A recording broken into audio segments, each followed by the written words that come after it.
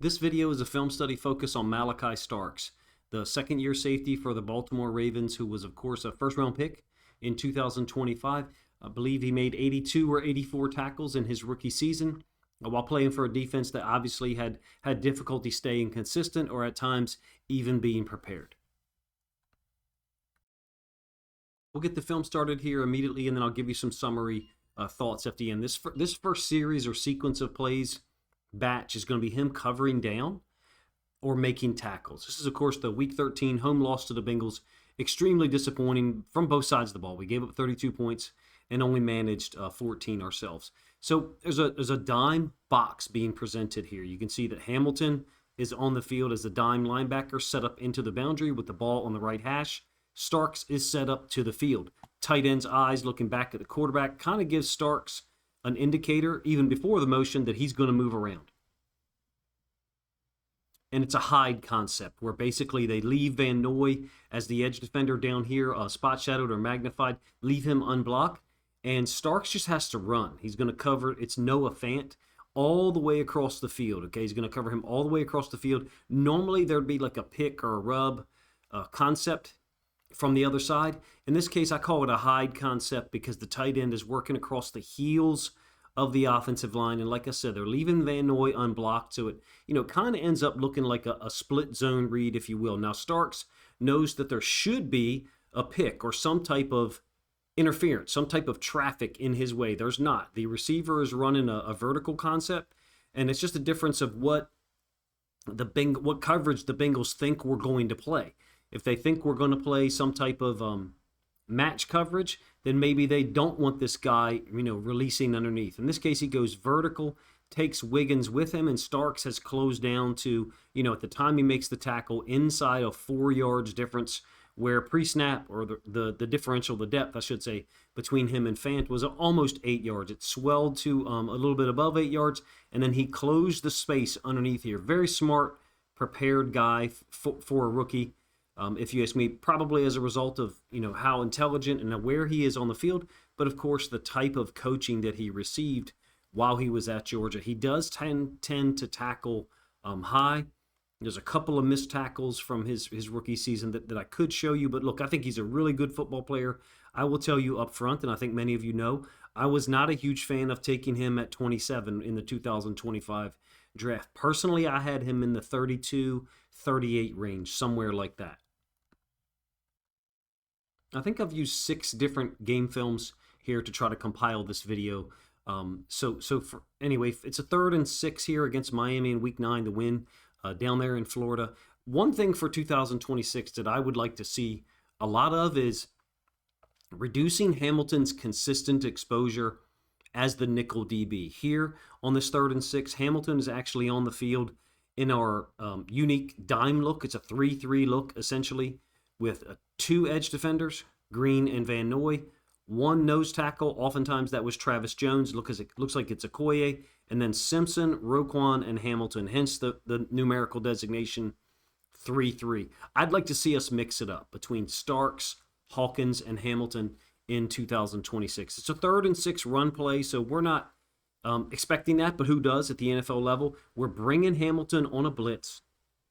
The combination of Hamilton and Green here on the edge is really going to force this sweep to A-chain to bounce or bow out. And the way that they're blocking this is pretty cool as far as what the receiver does. He's going to engage Humphrey first and then work up to Starks, and the idea is that it allows the tight end to loop around and then take over Humphrey, who is, in this case, the nickel DB. Running back has to bounce it because of Hamilton's blitz and Mike Green. Starks gets off the block, and then makes the tackle to prevent the first down. Really nice play, if you ask me. Wiggins probably has a little bit too much depth, but in some cases, these offensive coordinators, offensive staff, they have a pretty good idea of what coverage they're in and how we're going to react post-snap to a particular motion.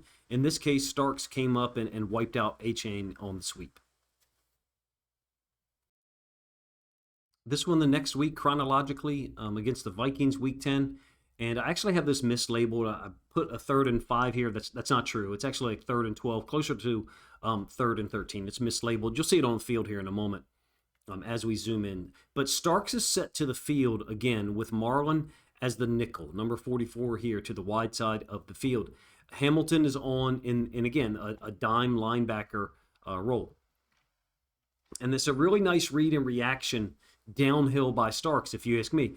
I would say this is almost like a throwaway play by the Vikings. They're getting Jefferson the ball. Okay, it's a motion to a screen. The offensive linemen just aren't going to get there quick enough to deal with Starks with his ability to read, react, and then get downhill, get involved in the tackles. Like I said, I think he had 82 or 84 tackles. He fits underneath the wall. Trying to get the ball to Jefferson, my guess is that Wiggins on the motion is getting depth once again, very similar to the previous play that I showed you against the Dolphins. So it almost kind of ends up being a 3-on-2. So the two lead blockers, the tight end Hawkinson, the receiver who went in motion, Marlon's going to kind of split those two, force Jefferson back inside, and then Starks fits perfectly. Really nice awareness, I think, overall for Starks. Not just his play I'm talking about, but his understanding of where his help is and then where he should. You never want to say where he should miss the tackle, but where he can miss the tackle because he has help on a particular side. He knows his fit, essentially. And the offensive line, like I said, didn't have a chance to get to him. It was not fun to go back and watch this one from a defensive standpoint, but I've done so now in the offseason twice.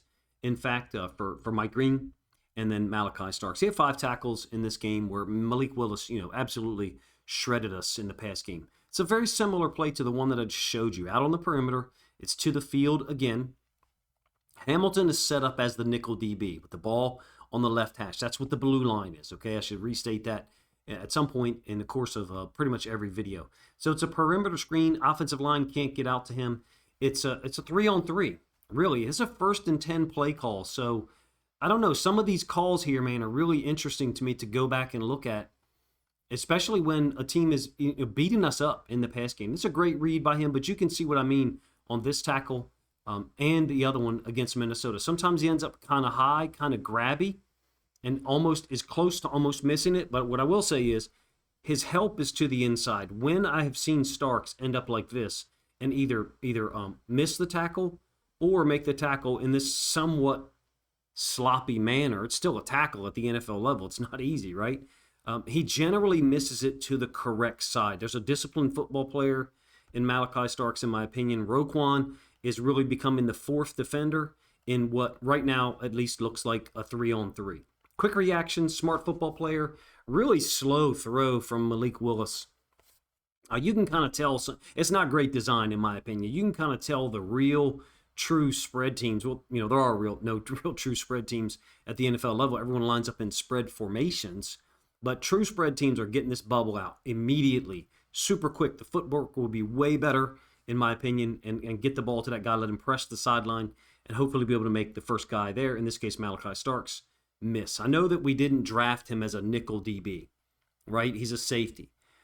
I'll get to the coverage stuff in a moment, but I really like Jalen Hawkins' film. I did a video on him from earlier in the offseason. You guys are more than welcome to check it out. I'll try to link it up here at the appropriate time, so you could pause this video and do so if you want, or open it up and then save it for the end. My point is, with Hawkins and Starks, I think we can get away from Kyle Hamilton being a 100% dedicated nickel. Yes, it's tempting to put Hamilton there because he's so great at it on every single play, and the margin for error is small. I understand that. But the wear and tear on Hamilton over the course of the season, I think, actually should at least cause our defensive staff to consider being more versatile and moving guys like Hawkins and Starks around, because that could actually create more unpredictability for the offense. A unique play here. This will be one of his 2 interceptions in 2025. This is a 3rd and 6. We're going to be in man down here to the boundary, okay? The ball is on the right hash. So I didn't put the blue line there, but the ball is on the right hash. So the boundary or short side of the field is down here at the bottom. The field or the wide side is up at the top, and that's where Starks is. I think that's important to remember or consider as we go through this play. Now, look, the pocket does get disrupted, and I think there's the interpretation that this is a poor decision from McCarthy, all right? But post-snap, Starks is going to rotate to the right hash. And then Gilman is not really going to help out here with Jefferson. It's Wiggins. Gilman is going to kind of poach or look to the field side where there's 3 receivers. So he's just poach just means look to the trip side, the 3 receiver side, and try to help out. We end up playing man with Hamilton on the running back. We're in dime, and man down here with Wiggins on Jefferson. The pressure gets him off of his spot, gets McCarthy off of his spot. You can see that the 4-man rush scheme has won.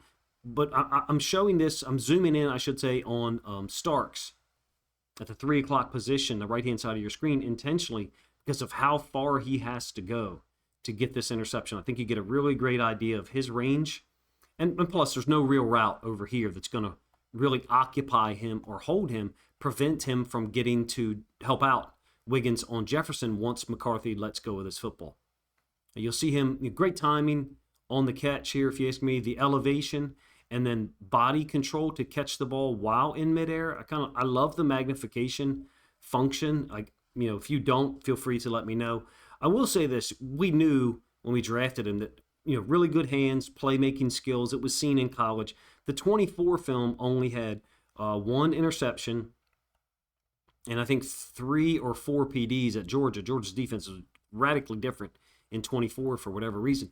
But all you had to do is go back and watch, his true freshman film, or even 2023. See a guy who could, go get the football, and he was really good sometimes at disrupting receivers from catching it and getting a pass defense. And you get an illustration of it here, a really good illustration, I should say, of it here. Elevating to catch the football, doing so, taking a contact from Jefferson. In fact, he was ruled down, so the film cuts off here in a moment. The point is that great body control. If you ask me, hands on display. If you can't tell already, I love using the Once Sports Analyser / telestrator program. It's got 2 different functions, and they've allowed me to utilize both of them. I enjoy trying to promote their product either through the use of it, hopefully high quality usage of it, number one, but also verbally saying that it's a company that I support, and I would like to see other people at least do a test run or a trial version of their software, because I think it's truly amazing.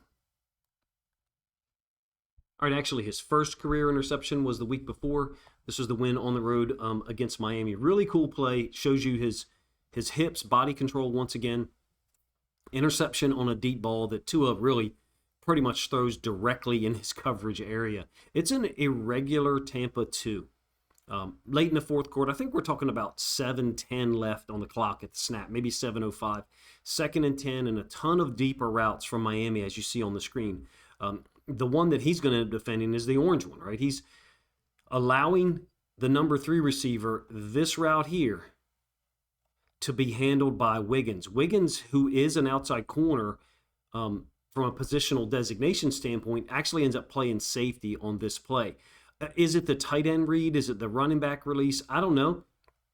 I just know that Hamilton is looking for a vertical and really kind of takes off here in like a Tampa 2 delineation, and then allows that number 3 receiver to cross underneath of him, functionally kind of passing him to Wiggins. You can see Wiggins is taking this route here, and maybe that's why Tua takes this deep shot up top. He's trying to just attack Starks, I guess. There's the line of scrimmage, the red line. The Tampa 2 iteration of it, that corner's obviously getting more depth than the corner down here, which really is Gilman. And why we call it an irregular Tampa 2 is because Gilman and Wiggins are inverted on this play, right? Wiggins is playing safety. Gilman is playing down into the flats. I don't think either one of those guys is playing man. You couldn't convince me of that. But in any case, really great catch by Starks. Elevation. I think there's a little bit of a, I've seen the pictures actually here. I almost used it for the thumbnail. A little bit of a bobble and then re-catch maybe. But again, going up to go get the football. Great ball skills in the air. I do know that at the combine for the 2025 draft, he had a great rep of elevating to go get the football. I can't remember exactly what it's called. Only had 2 picks last year. This one doesn't show the the horizontal movement. It's a route by the receiver that's really run directly at him, and Tua gives Starks an opportunity to show quarterbacks in the future, hey, you can't just loft the thing up here against me. I'm going to be able to go, get the football. He's got great skills a better athlete than, maybe some of certain testing showed in the draft in 2025. Two really good opportunities for us to talk about his hands. And look, he got more acclimated over the course of the season, more decisive as his rookie year developed. I expect, and I think we all do, that the level of coaching in 2026 is just going to be significantly higher. Now, look, having said that he, made improvements over the course of the season, he played really well in our win over the Browns in week 2. It's a 3rd and 10. He had 7 tackles here. He's very active on that day. Flacco was shook. Flacco was really, I thought, unprepared for the different variety of looks that we were going to show. At least after this day, it gave you an idea that, okay, maybe we can do some things defensively, and that certainly didn't end up being the case. But Njoku is going to catch the ball downhill, and he's converted a lot of these short passes into big plays, breaking tackles and or making people miss. It's a quick reaction from Starks. Like I said, it's 3rd and 10. We're showing a little bit of a mug look with Roquan up on the line. I do want to mention the difference between Humphrey lined up over a receiver into the boundary. That's at the top of the screen. And Starks at almost 12 yards depth. So we're press man on a receiver in the slot with Marlon. And then we're off with Starks, right? We're allowing the tight end to get some momentum. But because Starks is so precise and quick with his reaction, we're able to get this done. We're able to, stop them early, at least on this 3rd and 10. A good tackler, I think everybody knew that coming out of Georgia. In this case, talking about a very large, athletic tight end that obviously we were trying to sign this offseason. Flacco gets him the ball quick, but I almost wonder if that one could have been there sooner from Flacco. Starks, decisive. I get it. People say that's an easy play. At the NFL level, with Njoku, forcing your safety to tackle him, I don't think it is.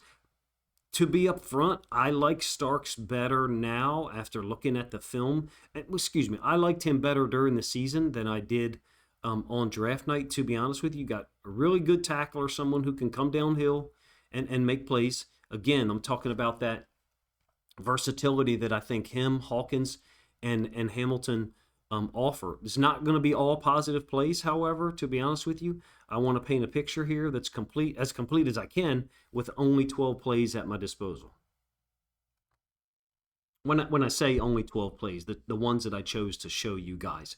No, I don't think anyone wants to show up and watch me talk about 30, 35 plays from a player. That's essentially what I had cut it down to and then tried to make a decision, in essence, going with 1/3 the plays that I had saved up and then editing those in the Once Sports Analyser. It takes a significant amount of time to do so. So to edit, 30, 35 plays would be borderline ridiculous. In any case, Starks is involved in one of the more frustrating plays from 2025. At this point in the game, I think you're talking about 4 minutes left in the 3rd quarter. I might be wrong there. I know it is in the 3rd quarter, but it's a 3rd and 9. This is a game that we lose 32 to 14. This is a trigger warning for many people because I think some people, didn't like or enjoy the way I broke this one down before. So we're in this mug look, trying to create confusion for Burrow. And Starks is going to end up being a half-field safety to this side. The problem is we don't have a half-field safety up here because of the coverage on Chase. It's Wouzier man on Chase. There's our other safety, Gilman. And then Hamilton has walked up as well. So this is a coverage that I think Coach Evans and I talked about a little bit, and we called it cover 2-man, not 2-man, which 2-man is like 2 high safeties, but everybody else is playing man, and the safeties are over the top. This is like man to one side, and then cover 2-ish to the other. There's the 2 routes to the bottom side. The yellow route, Yoshivas or Iosivas, however you say it, is the target, of course. This is an impossible ask, in my opinion. Now, Roquan actually gets out here pretty good to the guy, but there's no one to deal with, and there's nothing to dissuade Burrow from throwing this football if Starks is going to get that kind of width. Starks has got 2 potential verticals in 80 here.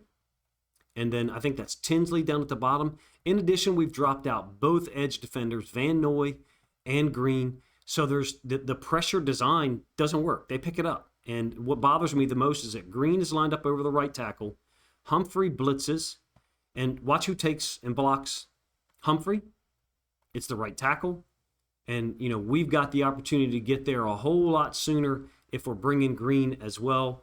The running back picked up Gilman. So if we had brought all three of these guys and just totally committed to it, if we're trying to get pressure, there's no way that the running back and the right tackle block Gilman, Marlon, and Mike Green all at the same time. In any case, I think it's an easy throw for Joe Burrow, and I said it at the time. We're chasing Chase, no pun intended, with Awuzie there. So it's not cover two. I think this is an easy throw with no safety on the other side of the field. Do I think that Starks could maybe have responded a little better? He's potentially got two verticals. This is a seam and a dig. So there's some conflict there. If he takes the dig, then it makes it easy for 80 to go get the football. They picked up the pressure. I think our inside linebacker is being asked to do something that's not sound here, which is line up on the line of scrimmage and then run with this yellow route with a safety who never shows up. And so do I think that Starks possibly, was talked to by the coaches about how he played this? Is possible. He also has two verticals. If you're going to get a dig, and we got outside leverage here, maybe Tampa is feeding this route to Starks. In my opinion, on 3rd and 9, it's a piss-poor coverage decision by Zach Orr and whoever else was involved. And so whatever blame I lay at the feet of Starks or Roquan, which isn't much for Roquan because he actually played it well for having incredibly poor leverage pre-snap because he was mugged up, I blame Zach Orr. I probably talked about that play a little bit too much, but it is related to a larger point, which is that Starks was used all over the place. His versatility shows up in the film. Again, I really broke down 7 games, but I think I only used 6 during the course of this film study, but perhaps it was only 5. But in any case, the idea for you is that I whittled 7 games down to about 34, 35 plays, and then chose this 12 to use here to edit in the Once Sports Analyser. I do wonder if Starks wasn't prepared for this level of versatility, but that's what made him so attractive for the Ravens at 27, I think. And you've got some examples here, mostly good ones. The touchdown, again, I talked about it on the previous play, who I blamed, ultimately our coaching staff and the adults in charge, the people who were responsible for not putting us at risk on a 3rd and 9. A somewhat similar concept here, credit to the Bengals 2 weeks later. This, of course, we played fantastic defense, right? Shut them out 24-0. Safety is lined up Starks in man against, I think that's Hudson. And then another tight end being covered here by Marlon Humphrey and what looks like man. Awuzie, who's an outside corner, lined up over Chase. So we're clearly showing man setup pre-snap. And then we go drop into a cover 2. Like I said, similar play to what we saw, except the difference is look at the leverage deficit or leverage advantage that Roquan actually has because he's lined up at linebacker depth. When he goes to deal with this vertical, I think it's Gesicki, he's not at such a disadvantage. That's what I say when I say, that's what I mean when I say a leverage deficit. In any case, Burrow does choose to go there over the middle. Awuzie's playing the cover 2 safety, and Roquan is running in the middle runner. In essence, Starks is uninvolved here. Okay, Starks is the guy up there as a safety playing cover 2 corner, if you will. This is a cover 2 zone, in my opinion. A Tampa version of it. We've inverted the safety, Starks, and the corner, Awuzie, in the same manner that I talked about a little while ago. And this throw is there for Gesicki to possibly make a play. But because Roquan wasn't at such a deficit, he's able to be somewhat connected to Gesicki here. And I just think this gives you an idea of how things look at the NFL level. Think of the previous play, right? Where we played man on Awuzie and we brought, man on Chase in week 13, the touchdown in the middle to Iosivas or Yosivas. Awuzie was playing man on Chase. If we played anything like this coverage on that play, you could have a second safety who was involved in helping Roquan. I know the angle was different. The point is we made a really poor coverage choice and put some of our players, Roquan and Starks, at a deficit, if you ask me. in terms of Starks, he can play a lot of positions on the field. We saw that at Georgia, right? Him, Hawkins, and Hamilton. I expect to see them be very interchangeable. And let me be upfront, effective when they are interchangeable as well. All three of those guys, high level professionals at this point. Obviously, Hamilton being the guy who's generational. It's a 4th and 2, week 9 against the Dolphins. Felt like Starks played really well. Like I said, had his first career interception that I've already shown you. I think this is a poor decision by Tua. I think he predetermines where he's going to go with this football. We're mugged up, and we are going to get a free rusher. Starks is not targeted, okay, but he's guarding number 3 man. I like to show plays. Perhaps you might say that's innocuous or anecdotal. It's quality coverage snap, and so that's why I wanted to show it to you. Tua, I think, he gets rid of this ball so quick that the free runner, who is Buchanan, can't get there. That's because Tua has predetermined where he's going to go with the football. He already knows the coverage. Starks is on the receiver 18 pretty well, if you ask me. Starks a very smooth operator, in my opinion.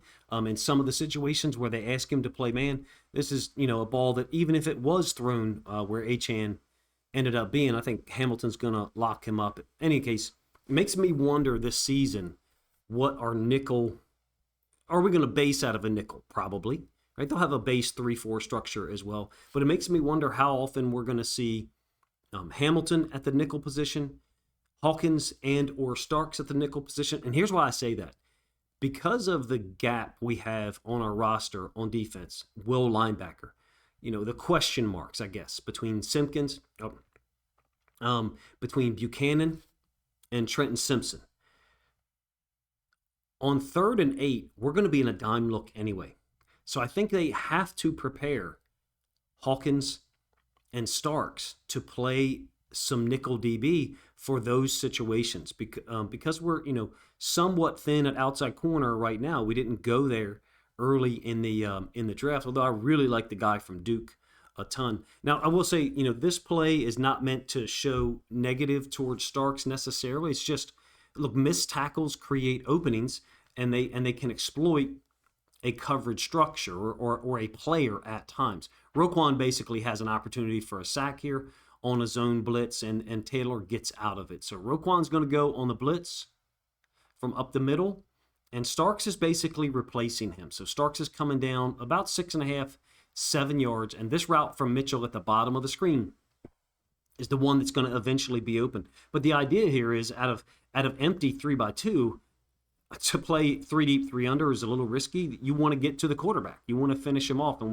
when you miss the tackle, right, they're going to make plays. So Starks is dropping down. You get the idea. Mitchell's running across. Now, does Starks kind of chase this route, the first route that goes under? Yeah, I do think he does. But again, it's a 3 deep, 3 under, and the first guy to the flats is the threat for Hamilton. So Hamilton's gone. Starks might see that. And so then understand, well, if the other guy's out of there, I'm here. And look, you can see Taylor's thinking about throwing the football over there, holds on to it. There's also a free rusher, which is Roquan, and we get a missed tackle. Then that route for Mitchell over the top of Starks ends up being wide open. Yeah, sure, sometimes you pass routes off, right? So this route gets passed off to that safety, and Wiggins peels off down here to help out Mitchell. Sure, we can stand here and draw all that up if we want to. A, we got to make the tackle by Roquan. And then B, having so many different coverage reactions coverage schemes, can change how your players react in unsettled situations like this. It's a theory that I've had for a long time. I don't necessarily want to get into all my thoughts on it, but basically my thought is some of the lower levels of football, even college, when teams play or base out of certain coverages with a high percent consistency, their players react in a more consistent manner when quarterbacks break the pocket because everything is somewhat predetermined. This is a zone blitz where Starks, I think, maybe track that route over the middle too much, and then Mitchell ends up open behind him. This is not Malachi Starks' man in any way, shape, or form. It's just a difficult situation. He was looking for work. The zone blitz rules kind of change things, if you ask me. And in this case, Tyrod Taylor breaks the tackle of Roquan. The ultimate breakdown here, obviously, is that we missed the tackle on Tyrod Taylor. This is a frustrating game to watch, man. To go back and watch now, probably the fourth time for me, because I actually went back and watched it when we signed John Simpson. I'm going to be honest with you. The feeling that I got watching this from the defensive side is that, even offense too, we showed up here thinking we were better. And of course, I'm just watching the film. That's how I felt that day, to be honest with you. We're coming off 4 straight wins, I think, to get to 5-5. And then this is week 12 against the Jets. I didn't think we showed up to just kick their ass. And to me, it kind of had the same feeling watching the Bengals film 1 week later in week 13. This will be the last play that I'll show you. And I have some summary thoughts on Starks at the end. You guys have to let me know what you think of Sunday night film studies, in the offseason, that is. I really wanted to get this out on Saturday morning. It was just impossible. 2 of my sons had baseball games, so up and at the baseball park pretty much all day. In any case, this is a 3rd and 5, week 15. That great performance for the defense, like I said. And this preserves the shutout at the time, or preserves the scoreless tie, I should say. Cincinnati has 2 running backs in the game, Pirine and then I think Brown down here. So the personnel is interesting. I probably need to get better about putting the personnel on screen. There's so much that I can do in the Once Sports program. During the season, I will obviously put the personnel on screen for people to see. In any case, this might be a little anecdotal. It's man to the boundary in a 24-0 win. So here's the routes. It's a running back into the flats and Chase over the middle. Burrow could make this throw better, if you ask me. We're talking about Starks here. There's a layering in his alignment with Awuzie, who's on Chase. And there's a lot to say about quarterbacks predetermining who they're going to throw the ball to. If you're talking about who's open and who should get the football, it should be Brown if you're just trying to, get the first down. But, I wonder what Burrow is looking at, number one. Number two, it's man-free. And so Roquan does a really nice job, if you ask me, of seeing the route to the outside. He's inside-out leverage. He's going to push here. Watch him get eyes to the outside, which is perfect technique. Get eyes to the outside and then settle because he sees this route go out. So he knows if something's going out, another route's coming in. And he's trying to get underneath of that route by Chase. Now, in terms of Starks basically congested everything with Awuzie. You can see those guys ran into each other. So just not a great look from a Starks standpoint. Again, somewhat anecdotal. How often did he play that? Not a ton. Some of the discussion, evaluation of him coming out of Georgia was that he plays better in zone than he does in man. I found some good reps, and I showed one to you against Miami earlier in the video. I think Burrow could make this throw, but he is getting pressure from Draymond Jones. Draymond is attacking Orlando Brown to the outside, and it actually does make contact with Burrow after the throw. It's a matchup-based reaction from Burrow, if you ask me. Starks, I think, could play this better from that layered alignment, not running into or picking his own man, which really is what allows Chase to be open over the middle. It's man-free. Roquan doesn't know the route behind him, obviously, but knows something is coming to the inside or the middle of the field. In this case, fortunately for us, it goes off Chase's hands. The end zone angle, you get a better idea of what I'm talking about. How I think Burrow could have made a better throw there, but there's a weird foot angle, I should say, for Burrow because of the pressure possibly from Draymond Jones.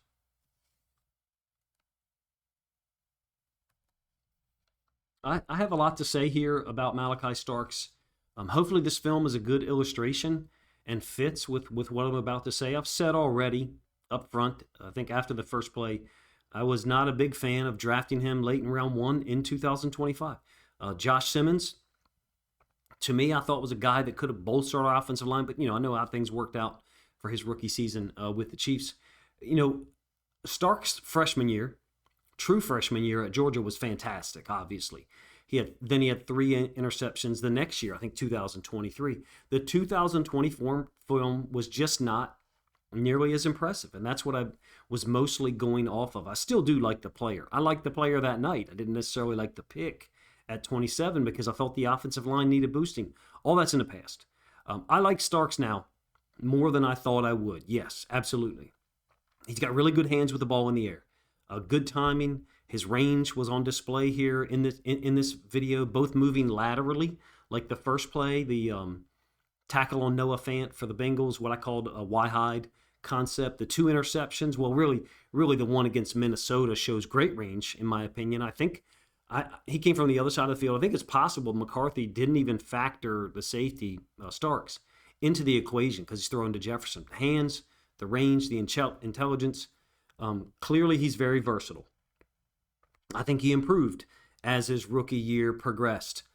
Decisive, came to Baltimore already pre-installed versatility. He's a fluid mover. I think he was a 4.5 40 guy, or maybe 4.48. It was like the 75th percentile or 73rd, 74th for a safety. His 10-yard was also very good. The shuttle, the vertical, and the 3-cone, very, very low. Did I care then? Nope. Do I care now? Not at all. He moves fine. I think he understands angles when he's tackling, when he's in coverage. He gets to the football downhill. There's some missed tackles that I omitted from this video, specifically 2, one of which was against the Bengals. One might have been the Jets. But, I mean, how long do you guys want me to make these videos? Hopefully not much more than 30 minutes. During the season, they'll be even shorter than that. I gave you 12 plays to paint a picture and probably come to a conclusion that a lot of you had anyway. I think he's going to be a very good player in Baltimore for a long time. I could certainly see him in 2026 with 4 or 5 interceptions in this defense with Minter and Weaver running the show. To me, though, there's a big predictor for our success in 2026, and that's, can we stop or slow down the run game out of a base too high structure? So I'm going to digress here for a moment in terms of Malachi Starks and move away from him and just give you some perspective about what I think could cause him to have increased production in 2026. And that's, again, can we stop or slow down the run game consistently? Very similar to the Seattle Seahawks out of a too high safety structure, which is what Minter wants to use. In 2024, Zach Orr's first year as the DC, we only gave up 81 rushing yards per game. That was first in the league, right? But we were gouged by the pass at times. So, maybe teams were choosing to attack our weak point, our pass coverage. I think Marlon did have 5 or 6 interceptions that year. But somehow, after that late stretch in 2024 against the Giants, the Steelers, the Texans, the Browns, all wins, we finished the 2024 regular season allowing 21.2 or maybe 21.4 points per game. That was 9th in the NFL. Clearly, that was a mirage, right? Because 2025 was worse. I say mirage from the standpoint of what Zach Orr was going to produce. What does that have to do with Starks, right? Because he wasn't here for 24 at all. We were 9th in rushing yards allowed last season.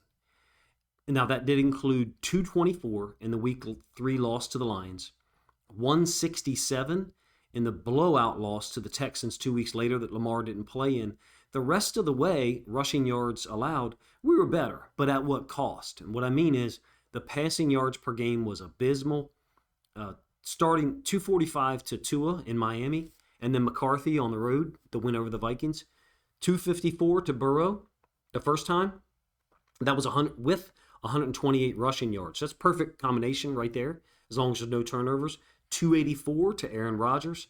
The 27-22 loss, I think, maybe 27-23, but I think it was 27-22. Really, at that point, the season's over. It's 6-7 at that point. The season's really over. But to top it all off, 374 to Drake May and the Patriots. Malik Willis lights us up in Week 17. And then Aaron Rodgers, another 290 through the air in Week 18. My point is, Minter and Weaver, they'll be trying to defend the run out of a too high structure as much as possible. We would expect anyway, similar to McDonald in Seattle, like I said. Stop the run on first down. We either didn't do that at times in 2025, or at other times we overcompensated, right, in order to accomplish that goal and opened ourselves up for other things. A very, I think, elementary approach at times on defense that the better quarterbacks were able to exploit quickly. In my opinion, the level of coaching in 26 is going to vastly exceed what Stark saw in 2000 and others saw, in 2025. That's just reality. It's not a personal attack on Zach or Minter and Weaver. They have a proven track record, or did not.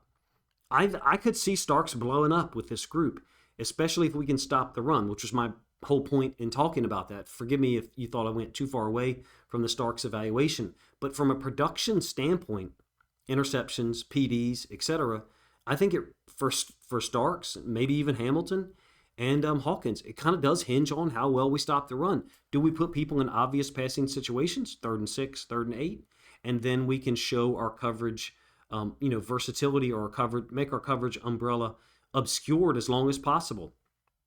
There's still a lot of question marks, but if we can stop or slow down the run game and then get after the quarterback, we got guys to do so. Green, Matabike, Hendrickson, Campbell. I know that all 4 of those guys have questions. Mike Green, can he improve a lot in the second year? Is Matabike is he gonna play to start the season, the regular season? And then is he gonna look like the guy we remember in 23, or is he gonna more so remember the guy we got in 24? Things were different. We didn't have Mike McDonald. Hendrickson is 31 or 32. Is he going to be the same guy that tormented us? Campbell's, 40, or he's approaching 40, something like that. Can he keep it up? I've done film study videos on Mike Green and Campbell since I started using the Once Sports program. I will link those up here in the description at the end. I like what we have. I really do. I think as it relates to Starks, the cast surrounding him, the players and the coaches, is far better. The only real problem is will linebacker. And that, again, I feel like is related to being unpredictable with who the nickel DB is on some of these 2nd and 8s or even 2nd and 6 situations. Because on 3rd and 6, Hamilton's probably going to be the dime linebacker. And so then that leaves Hawkins and or Starks to possibly be the nickel to the field at times, or post-snap move into the boundary and then shift Hamilton back. Those guys that I said are question marks, the pass rush dudes, I actually believe in all of them, for real. I think you do too. Otherwise, you wouldn't be listening this long. I expect Starks to fit perfectly with Hawkins and Hamilton. I think they're going to be a really dangerous group and vacillate, the 3 of them, vacillate or morph between 2 high safety structure, nickel DB, middle of the field free safety, blitzer. All 3 of those guys have, tremendous usage opportunities for Weaver and Minter to create as much confusion as possible. The starting point, or the leadoff hitter for all of that, is stopping the run on 1st and 10 from a 2 high structure, such that as much as possible, when a quarterback has a run play called as play number 1, and then the backup or secondary play call is a pass play, if he gets a 1 high look or a particular coverage that he knows, then he checks to the pass play. Staying in that 2 high safety structure ensures that 30, 35, maybe as much as 40, 45 times during the season, those quarterbacks stay in that 1st down run call, and we can still stop the run out of that 2 high safety look. Hopefully I explained all that in a way that makes sense. I do think it's related to Stark's production, his consistency, his versatility, showing up where he should be, really good. Independent of the production, I think that's who he's going to be. The only technical concern I would say that I still have is the tackling, a little bit high at times. And in fact, I didn't have the same evaluation of him as a tackler as so many did when he was drafted at 27 in the 2025 NFL draft. But I'm really glad we got him now. It was a lot of fun to produce this one for you guys. It ended up being a whole lot longer than I maybe intended, but it's a fun process. And when I get to the end of it, to finally give you my summary thoughts, it's based on 7 games, as fresh a look as possible. Of course, sometimes I already have my preconceived notions about it from, doing film studies after each regular season game each week. If you guys enjoyed this video, please let me know in the comments section, number 1. If you want to support my work, there's a whole bunch of different ways you can do it. Obviously, like, comment the video, subscribe if you haven't done so already. Grab a link to the video, share it out on social media. Find my Patreon, which is in the description, and you can join my Patreon for like $5 a month. Join the Ravens Discord. It's something that's a whole lot of fun. I think has made me better, and there's been workflows that were born out of that Discord. Our DraftSignal.pro website for this year's draft, the 2026 draft, really came out of the relationships that have been formed in that Discord. So really cool environment, or community, I should say, that's been a blessing to me as well. In any case, if you guys enjoyed this video, please let me know in the comments section. Appreciate you guys' time.